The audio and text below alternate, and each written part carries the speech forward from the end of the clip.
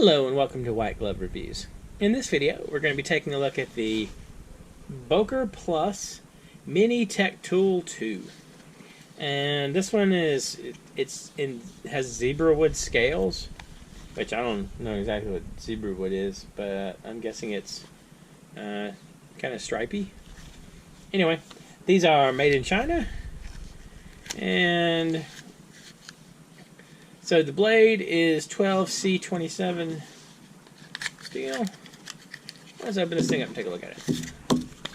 So I feel like it seems like this line of tools is Boker's entry into the Swiss Army knife kind of niche.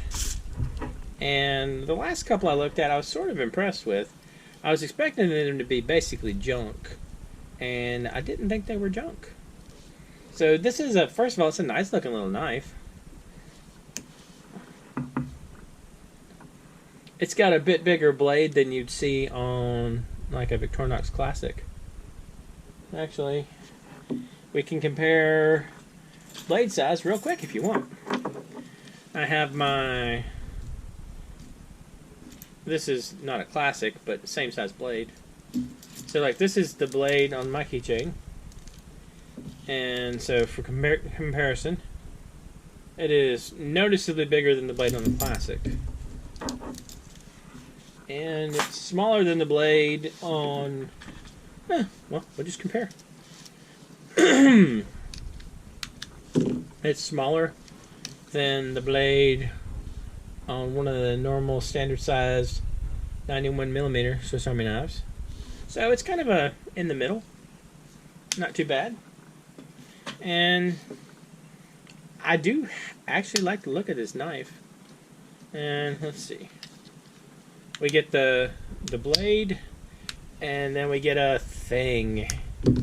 So this is a flathead screwdriver, bottle opener. I guess they're going to call that a seatbelt cutter, maybe, or something like that, or a package opener.